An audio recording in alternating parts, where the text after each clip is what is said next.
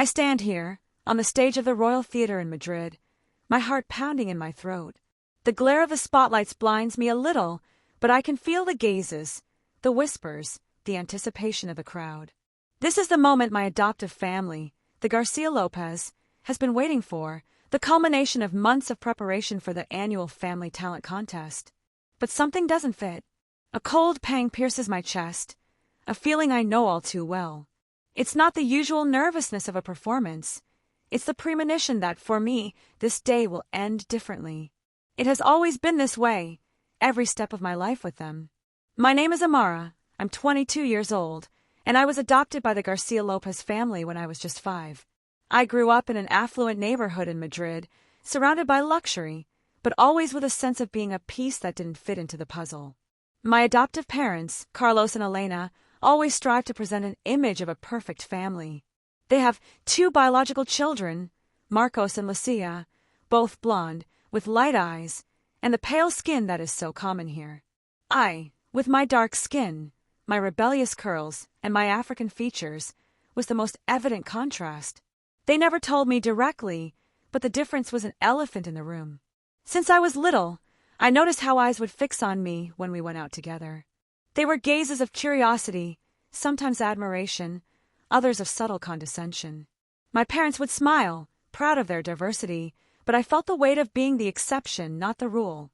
The Family Talent Contest was a Garcia Lopez tradition, something they took very seriously.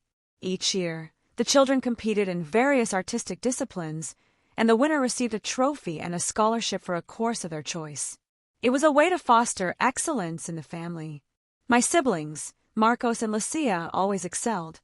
Marcos with his piano skills, Lucia with her angelic voice. I, for my part, found my refuge in contemporary dance, a form of expression that allowed me to release emotions I couldn't verbalize. This year, the competition was fierce. Marcos had prepared an impeccable Chopin piece, and Lucia, a ballad that would undoubtedly move everyone. I had rehearsed for months a choreography that fused African movements with modern dance, my soul in every step. The week before the contest, the atmosphere at home was tense. My parents supervised every detail, every rehearsal. I remember a conversation where my mother, Elena, told me with a forced smile, "Amara, make sure your dance is appropriate.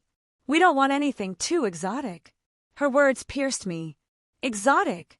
Always that word to describe what made me different, what made me me. It was a subtle way of telling me I should tone down my essence, fit into their mold. The day of the contest arrived with a mix of nervousness and strange calm. I dressed in my dance costume, a simple design that highlighted the fluidity of my movements.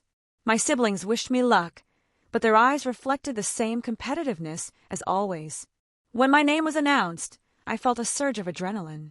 I went on stage, the music began to play, and I gave myself completely. Every turn, every jump, every expression was a declaration of who I was, of my history, of my strength. At the end, the applause was deafening. People stood up, some with tears in their eyes. I felt a genuine connection with the audience, something I had rarely experienced within my own family. It was a moment of personal triumph, but the joy was short-lived. As the judges deliberated, I noticed one of them, an older man with a severe countenance, looking at me with an inscrutable expression. Then, he approached my parents and whispered something. Carlos and Elena's expressions changed. Finally, the presenter came on stage to announce the results.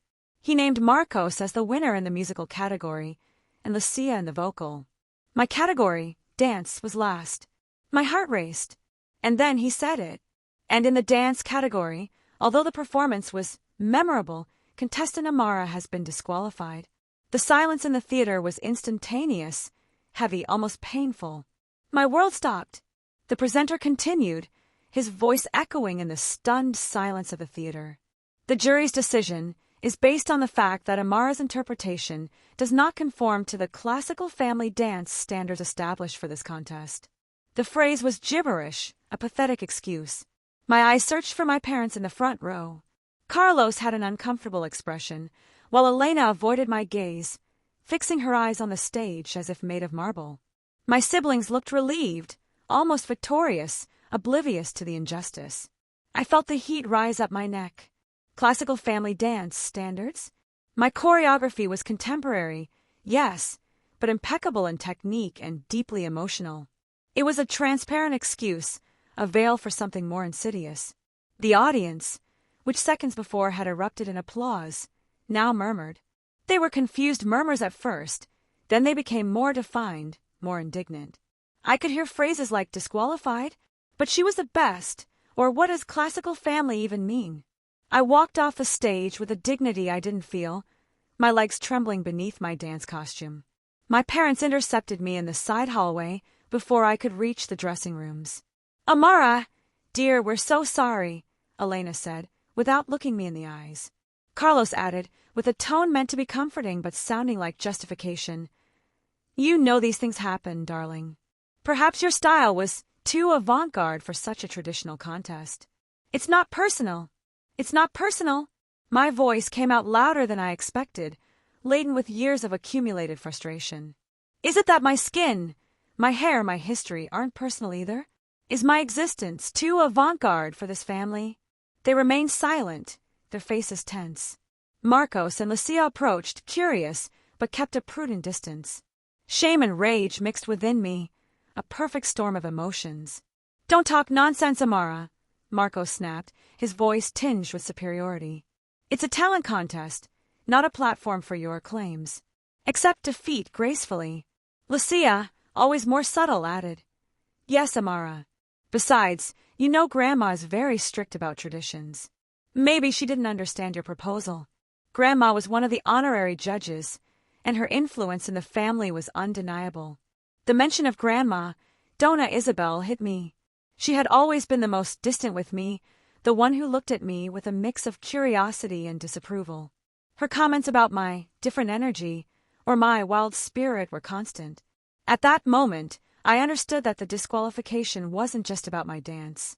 It was a manifestation of a deeper rejection, an inability to accept what didn't fit into their homogeneous vision of family. My identity was the real reason. I turned away, unable to bear their empty excuses any longer. I needed air. I needed space to process the humiliation. The echo of the audience's murmurs still resonated in my ears, a strange mix of support and confusion. As I walked away, I heard Marcos tell his parents, "At least this way we won't have to worry about her winning the scholarship. You know what Grandma thinks about certain investments." The coldness of his words chilled my blood. I left the theater and breathed in the fresh Madrid night air, trying to calm the whirlwind inside me. But the image of the presenter, my parents' faces, and the absurd justification kept replaying in my mind. What was I going to do now? The night after the contest was a deafening silence in the Garcia Lopez household. My parents avoided any conversation about what had happened, acting as if the disqualification had never occurred.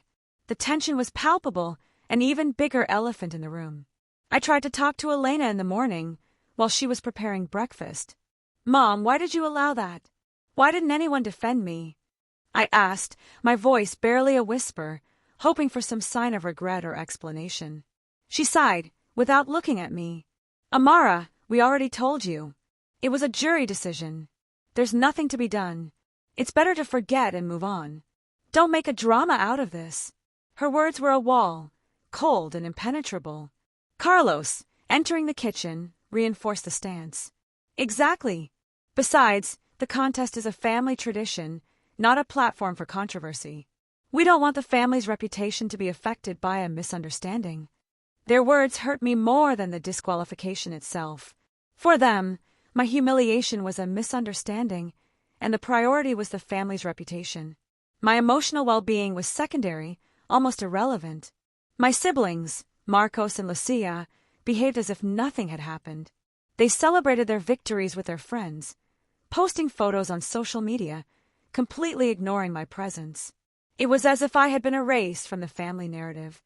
But the outside world was not so willing to forget. The murmurs from the theater had turned into an echo on social media. Videos of my performance, recorded by attendees, began to circulate, and people quickly expressed their outrage. Comments flooded in. "This is an outrage. She was clearly the best. What kind of family standards disqualify talent? It's obvious this is about something else." The something else was unspoken but understood. Journalists began to call the house, seeking comments from the Garcia Lopez family. My parents instructed the staff to say they were unavailable. They tried to control the narrative by imposing silence, but it was a losing battle. My phone, which I usually kept silent, vibrated constantly with messages from friends and even strangers. Amara, are you okay? What happened? Your performance was incredible. We're with you. Carmen, my dance teacher, was one of the first to reach out. She was furious. Amara, this is unacceptable. Your dance was a masterpiece. There's something fishy here, and we need to expose it. Her support was a lifeline. She suggested we talk to a lawyer to understand my options. I was hesitant. The idea of publicly confronting my adoptive family, the people who had raised me, felt overwhelming. But the injustice gnawed at me. The online debate intensified. People started sharing my story, comparing it to other cases of subtle discrimination. My video went viral, garnering millions of views in just a few days. The Garcia Lopez family, accustomed to their impeccable public image, was now facing an unprecedented crisis. Their name, once synonymous with prestige, was now associated with controversy and injustice. I spent hours reading the comments, both supportive and critical. Some defended the family, saying it was just a contest, but the vast majority condemned the decision and expressed solidarity with me. The silence of my family at home was in stark contrast to the roar of public opinion outside. It was a strange, isolating feeling, yet also empowering. I realized I wasn't alone in this fight. The rumor of discrimination, initially a whisper, was growing louder, threatening to shatter the carefully constructed facade of the Garcia Lopez family. And I, the disqualified one, was at the center of it all. The growing public outcry forced my parents to acknowledge the situation, albeit reluctantly. The phone calls from their social circle and business partners became incessant. Their carefully curated image was crumbling. One evening, Carlos called a family meeting. We gathered in the opulent living room, the tension so thick you could cut it with a knife. Marcos and Lucia looked uncomfortable, avoiding my gaze. "This situation is getting out of hand," Carlos began, his voice strained. "The media is hounding us. Our reputation is being damaged. We need to find a way to make this disappear." Elena added, "Amara, darling, you need to understand. This is affecting everyone. Perhaps you could make a statement, clarify that it was just a misunderstanding, a technicality." My blood ran cold. They wanted me to lie, to cover up their injustice, to protect their image. "A technicality," I repeated, my voice shaking with indignation. My performance was flawless. The technicality was my skin color, wasn't it? Silence. Marcos shifted uncomfortably in his seat. Lucia looked down at her hands. They knew. They had always known, deep down, the subtle prejudice that permeated our home. "Amara, don't be absurd," Marcos finally said, trying to sound dismissive. "It's a family contest. The rules are traditional. Your style just didn't fit." Didn't fit? I challenged him, my voice gaining strength. Or was it that I didn't fit? Was it that my presence, my talent, my very being, was a threat to your carefully constructed world? Elena's eyes welled up, but I saw no genuine remorse, only frustration at the inconvenience. "We adopted you, Amara. We gave you everything. How can you accuse us of such a thing? You gave me a roof and an education, yes," I countered, "but you never truly accepted me for who I am. You always wanted me to be a reflection of yourselves, a diverse accessory to your perfect family portrait." Carlos slammed his hand on the table, making us all jump. "Enough. This is not a therapy session. We need a solution. Amara, you need to issue a statement. We can draft it together." "I will issue a statement," I said, my voice firm, "but it will be my truth, not yours. I will not be silenced, not anymore." The meeting ended in a stalemate. I walked away feeling a strange mix of fear and liberation. The seeds of doubt about their true intentions, which had always been there, now blossomed into certainty. Later that night, I received a text from Lucia. "Amara, I'm sorry. I don't know what to say. It's not fair." It was a small crack in their united front, a glimmer of empathy. But the most significant realization was that their concern wasn't for me, but for themselves. Their love was conditional, dependent on my conformity to their expectations. The family, once a source of security, now felt like a cage. The silence and the subsequent meeting had solidified my resolve. I knew I couldn't stay quiet any longer. The public support, the growing outrage, and Carmen's unwavering belief in me gave me the courage I needed. I was no longer just Amara, the adopted daughter. I was Amara, the dancer, the truth-teller. The stage was set for a much bigger performance, one that would expose the hidden prejudices and challenge the very definition of family. The next morning, I called Carmen. My voice was calm, resolute. "I'm ready," I told her. "I want to tell my story. All of it. And I need your help." Carmen's response was immediate and enthusiastic. "Finally, Amara. This is what we need to do. The public is on your side. We need to channel that energy into something meaningful." She connected me with a lawyer specializing in civil rights and discrimination cases, a woman named Sofía, known for her fierce advocacy and integrity. Sofía listened intently to my story, her expression serious. "Amara, what you experienced is a clear case of discrimination masked by vague rules," Sofía explained. "The classical family dance standard is a smokescreen. We can build a strong case, but it will be a public battle." She warned me about the potential backlash from the Garcia Lopez family, their influence, and the media scrutiny. "They will try to discredit you, to paint you as ungrateful. Are you prepared for that?" "I'm prepared," I said, my voice firm. "I've been living with their subtle rejections for years. This is different. This is about truth, not just about me." Sofía outlined our options: a formal complaint to the contest organizers, a public statement, and potentially a lawsuit for discrimination. She advised starting with a public statement to leverage the existing media attention. "Your voice, Amara, is your most powerful weapon right now," Sofía emphasized. "The public is already sympathetic. We need to give them the full picture from your perspective." We discussed the content of the statement. It had to be authentic, emotional, and clear. It wasn't just about the contest. It was about the years of feeling like an outsider, of being judged for my identity. Carmen, ever the strategist, suggested we organize a press conference. It will give Amara a platform, a direct line to the public, without filters. The idea terrified me, but I knew it was necessary. I had to face the world, not just my family. This wasn't just about my personal pain. It was about shining a light on a systemic issue. Over the next few days, Sofía and I worked on the statement, carefully choosing each word. Carmen handled the logistics of the press conference, ensuring maximum visibility. My parents, meanwhile, continued their attempts to silence me. Elena called, pleading, "Amara, please don't do anything rash. Think about the family. Think about us." "I am thinking about the family, Mom," I replied, my voice calm. "The family that should have protected me, but chose to protect an image instead." Marcos and Lucia also sent messages, a mix of concern and veiled warnings about burning bridges. I ignored them. The bridge was already burned, not by me, but by their silence and complicity. The anticipation grew. The media was buzzing, sensing a major story. My story was no longer just a viral video. It was becoming a symbol. I felt a profound shift within me.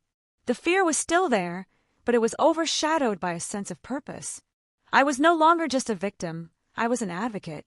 The stage was set, not for a dance performance, but for a declaration of truth. And I was ready to step into the spotlight, not as a contestant, but as a voice for justice. The day of the press conference arrived, a whirlwind of cameras, microphones, and flashing lights. I stood at the podium, flanked by Sofía and Carmen, my heart pounding, but my resolve unwavering. I took a deep breath, looking out at the sea of expectant faces. This was it. This was my moment to speak my truth, unfiltered. "Good morning," I began, my voice clear despite the tremor in my hands. "My name is Amara. Many of you know me as the dancer who was disqualified from the Garcia Lopez Family Talent Contest." I paused, letting the words sink in. "Today, I'm not here to talk about a dance competition. I'm here to talk about something much deeper, about belonging, identity, and the subtle, yet pervasive, nature of discrimination." I recounted my story, not with anger, but with a raw honesty that seemed to captivate the room. I spoke of being adopted into a loving home, but also of the constant feeling of being other. I was always the different one, I explained. The exotic one. My parents, while providing for me, never truly embraced my heritage, my culture, my unique identity. They wanted me to be a version of myself that fit their mold. I described the subtle comments, the unspoken expectations, the way my hair and skin were often treated as curiosities rather than natural parts of me. The disqualification was not an isolated incident, I stated. It was the culmination of years of being told, implicitly, that I didn't quite belong. Then, I addressed the classical family dance justification. My dance was a fusion, a celebration of my roots and my passion. To call it unfitting for a family contest is to deny the very essence of what family should be: acceptance, diversity, and unconditional love. I revealed Marcos's comment about the scholarship, about certain investments, exposing the financial motive behind the discrimination. The journalists gasped, their pens scribbling furiously. This was not just about winning a scholarship, I continued, my voice rising. It was about a family's desperate attempt to maintain an image, to preserve a tradition that excluded anyone who didn't fit their narrow definition of normal. I looked directly into the cameras. I am not ungrateful. I am simply asking for what every human being deserves: to be seen, to be valued, and to be accepted for who they are without compromise. I concluded by saying, my hope is that my story will spark a conversation, not just about my family, but about the many subtle forms of discrimination that exist in our society. Let my disqualification be a call for inclusion, for true diversity, and for a world where talent knows no color. The room erupted with questions. Sofía stepped forward, managing the flow, but I answered many of them myself, my voice unwavering. I felt a profound sense of empowerment. The truth, once hidden, was now out, and the world was listening. The press conference ignited a media firestorm. My story dominated the news cycles, from national television to international headlines. The raw honesty of my testimony resonated deeply with millions. Newspapers ran front-page stories with headlines like "Amara's Truth," the disqualification that exposed Spain's hidden prejudice, and "Beyond the Stage," a dancer's battle for identity. Social media exploded. The hashtag #AmaraSpeaks trended worldwide. People shared their own stories of subtle discrimination, of feeling like outsiders in their own families or communities. My dance performance video, already viral, gained even more traction. Comment sections were filled with messages of support, admiration, and outrage against the Garcia Lopez family. The public's embrace was overwhelming. Strangers sent me messages of encouragement, artists offered to collaborate, and human rights organizations reached out, offering their support. This outpouring of solidarity was a stark contrast to the silence and rejection I had experienced within my adoptive family. It was as if the world had become the family I had always yearned for. Meanwhile, the Garcia Lopez family became the target of intense public scrutiny and condemnation. Their carefully constructed image of a philanthropic, cultured family shattered. Carlos's business dealings came under fire, with calls for boycotts of his companies. Elena's social engagements were canceled, and her name became synonymous with elitism and prejudice. Marcos and Lucia's social media accounts were flooded with angry comments. Their friends distanced themselves, embarrassed by the association. The perfect family was crumbling under the weight of its own secrets. The contest organizers, initially dismissive, issued a vague statement, promising to review their procedures. It was a weak attempt to mitigate the damage, but it was too little, too late. I received an anonymous message, likely from someone within the Garcia Lopez circle, warning me to be careful and not to bite the hand that fed me. But I was no longer afraid. Carmen was my rock through it all, managing the media requests, protecting my privacy, and ensuring I had space to process everything. Sofía, my lawyer, was already preparing the next steps. I spent hours reading the messages from people who identified with my struggle. A young girl from a similar background wrote, "Your story made me feel seen. Thank you for being brave." These messages fueled my resolve. The media firestorm was intense, but it was also a powerful force for change. It forced a national conversation about race, identity, and the insidious ways prejudice manifests itself. I realized that my personal pain had become a catalyst for a larger movement. My disqualification, once a source of shame, was now a beacon of hope for countless others. The public's embrace was not just about me, it was about a collective desire for a more just and inclusive society. And I, Amara, was ready to lead the way. The media firestorm continued to rage, and the Garcia Lopez family's legacy began to unravel at an astonishing pace. Their carefully cultivated image, built over decades, crumbled in a matter of days. Carlos's business empire, once seemingly impenetrable, faced severe repercussions. Major clients terminated contracts, citing clauses related to ethical conduct and reputational risk. His stock plummeted. Elena, a prominent figure in Madrid's high society, found herself ostracized. Invitations to exclusive galas and charity events vanished. Her name was whispered with disdain, no longer with admiration. The annual Family Talent Contest, a cherished tradition, became a symbol of exclusion. Sponsors withdrew their support, and the event, once a highlight of the social calendar, was indefinitely suspended. Marcos and Lucia, once celebrated for their talents, now faced public scorn. Their social media was a battleground filled with accusations of privilege and complicity. Their artistic careers, just beginning, were tainted. The most shocking revelation came when a former employee of the Garcia Lopez family, emboldened by my story, came forward with accounts of discriminatory practices within Carlos's companies, particularly against employees of color. This new evidence added fuel to the fire, shifting the narrative from a single incident of discrimination to a pattern of systemic prejudice within the family's sphere of influence. My lawyer, Sofía, used this information to strengthen our case, preparing a formal complaint that detailed not only my disqualification but also the broader context of the family's discriminatory behavior. The Garcia Lopez family, in a desperate attempt to salvage their reputation, hired a crisis management firm. They issued a carefully worded statement expressing regret for any misunderstanding and emphasizing their commitment to diversity. But their words rang hollow. The public had seen through their facade, and my truth had resonated too deeply. Their attempts to control the narrative were met with widespread skepticism and ridicule. I, on the other hand, was overwhelmed by the positive attention. Offers poured in, scholarships from prestigious dance academies, invitations to speak at universities, and collaborations with renowned artists. Carmen worked tirelessly to manage these opportunities, ensuring that each step aligned with my newfound purpose, to use my art and my voice to advocate for inclusion and justice. The unraveling of the Garcia Lopez legacy was not a source of joy for me, but rather a somber reflection on the consequences of prejudice. It was a painful lesson in how deeply ingrained biases can destroy lives and reputations. I understood that this was bigger than just me. It was about challenging a system, about holding power accountable, and about ensuring that no one else had to endure the subtle, insidious pain of being told they didn't belong. The public support was a powerful current, carrying me forward. I knew I had to speak again, not just in a press conference, but directly to the people who had embraced my story.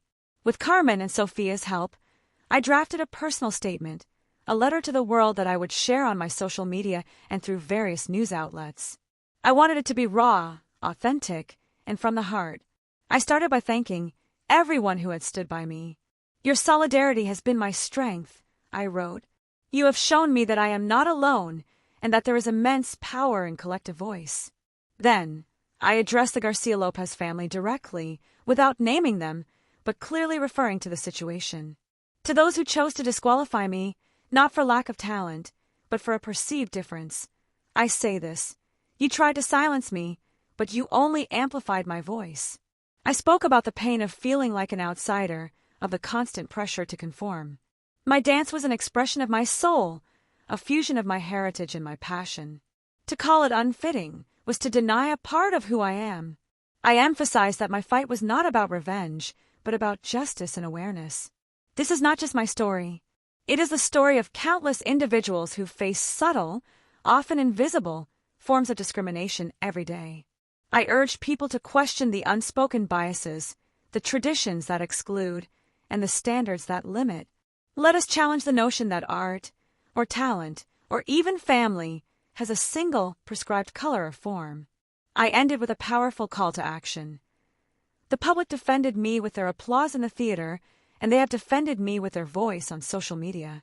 Now, I ask you to continue raising your voice, not just for me, but for all who suffer discrimination in silence."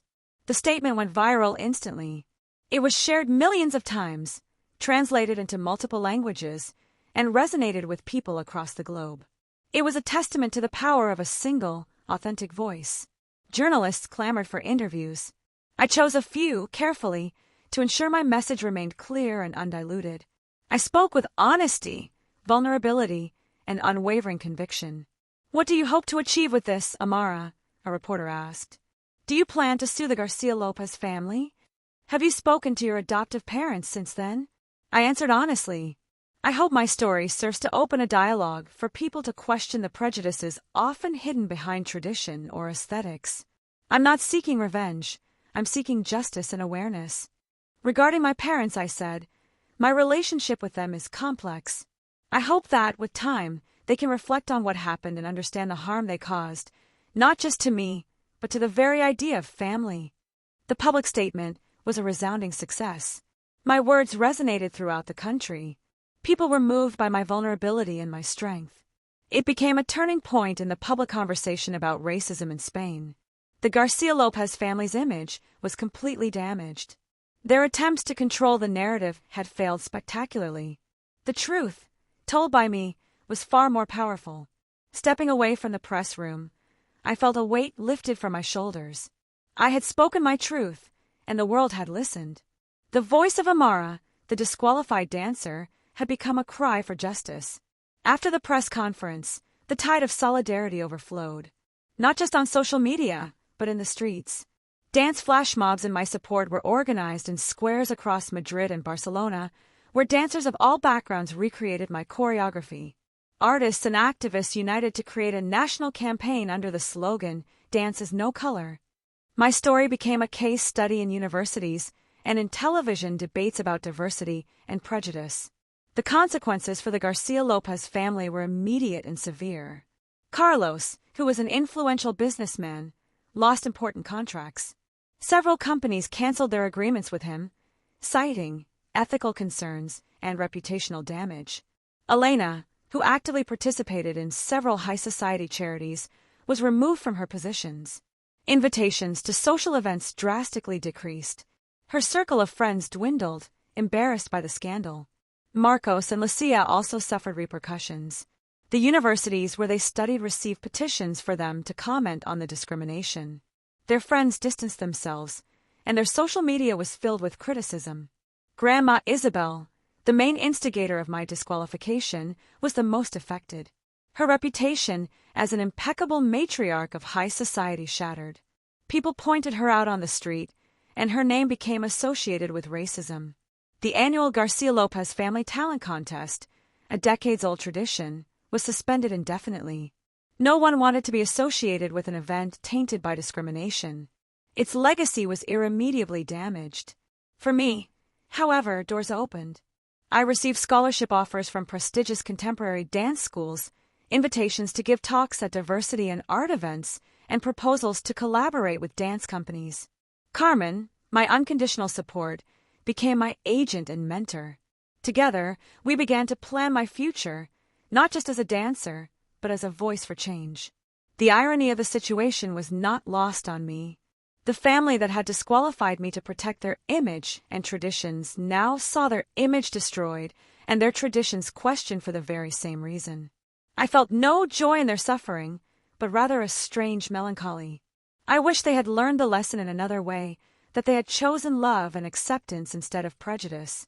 The tide of solidarity showed me the power of people when they unite for a just cause. It taught me that, while racism can be subtle and painful, the collective voice can be a formidable weapon. This chapter of my life, which began with humiliation, was transforming into a platform for a greater purpose. The disqualification had become my greatest empowerment. The impact of the controversy was so significant that the Royal Theatre Organization, where the contest was held, issued an official statement. They acknowledged the controversy generated and committed to reviewing their inclusion policies for future events. Although it wasn't a direct apology for my disqualification, it was an implicit recognition of the injustice. For me, this was a significant moral victory. It meant that my voice, and the voice of the public had been heard. I decided not to pursue legal action against the Garcia Lopez family. My goal was never revenge or money, but the visibility of injustice and reflection. I felt that I had already achieved much more than simple financial compensation. Instead, I channeled my energy towards a new purpose. With Carmen's help and the support of various organizations, I founded an initiative called Dance Without Barriers. Its objective was to promote diversity and inclusion in art. We organized free dance workshops for young people from disadvantaged communities, especially for those who, like me, felt marginalized by their origin or appearance. We wanted to create a space where everyone could express themselves freely. My story became an inspiring testimony. I was invited to speak at schools, universities, and conferences about the importance of self-acceptance, resilience, and the fight against prejudice. I became an ambassador for diversity in art. My dance, once considered too exotic, was now celebrated as an authentic and powerful expression of my identity and heritage. My siblings, Marcos and Lucia, tried to contact me on several occasions. Their messages were cautious, with a tone of regret. I didn't respond immediately. I needed time to heal and to decide if there was space for them in my new life. My parents, Carlos and Elena, also attempted an approach. They sent me a letter, a formal apology, but one that still contained nuances of justification. It was a step, but still not enough to repair the damage. The moral victory was not just mine, but of all those who had identified with my struggle. We demonstrated that silence is not an option, and that truth, however painful, always finds its way. My life took a 180-degree turn. I went from being a young woman trapped in a family that didn't accept her to a recognized artist and an activist for social justice. My art had become my most powerful weapon. The disqualification, which at the time seemed like the end of a dream, was actually the beginning of a much more significant path. I had found my voice, my purpose, and my true family, the community that had defended me. Several years have passed since that day at the Royal Theatre. My Dance Without Barriers initiative has grown exponentially, with branches in several Spanish cities and plans for international expansion. We have helped hundreds of young people find their voice through art. My career as a dancer also flourished. I have performed on renowned stages worldwide, bringing my fusion of contemporary dance and African movements to diverse audiences. Each performance is a tribute to my history, my resilience, and the strength of my identity. The relationship with my adoptive parents and siblings remains complex. There have been some approaches, difficult conversations, full of uncomfortable truths. Forgiveness is a process, not an event. I learned that I cannot force anyone to change their prejudices, but I can choose how I relate to them. My priority is my well-being and my mission, and that sometimes means maintaining a certain distance. Grandma Isabel passed away a couple of years ago. On her deathbed, she sent me a message through Elena asking for my forgiveness. It was a small but significant gesture. Perhaps, in the end, something shifted in her heart. My story became a constant reminder that discrimination can manifest in subtle ways, disguised as tradition or aesthetics. But it is also a testament to the power of the collective voice and individual resilience. If there's one lesson I've learned from all of this, it's that our worth is not defined by the approval of others, nor by the molds that society tries to impose on us. Our worth lies in our authenticity, in our ability to be who we are, without apology. The public defended me when no one else did, and that defense not only saved me from humiliation, but propelled me to find my true path. It taught me that, sometimes, the greatest injustice can be the catalyst for the greatest transformation. Today, when I look at my reflection, I see Amara, a strong woman, an artist and activist. I see the girl who was disqualified, but also the woman who rose up, who found her voice, and who inspired others to find theirs. My skin, my curls, my heritage, everything that was once a reason for disqualification in a family contest has become the source of my greatest strength and my deepest purpose. So, if you ever feel disqualified, marginalized, or invisible for being who you are, remember my story. Remember that the public, truth, and justice are often on your side, and that your voice, however soft it may seem at first, has the power to move mountains and change the world. Never let anyone tell you that you don't fit in, because your uniqueness is your greatest superpower.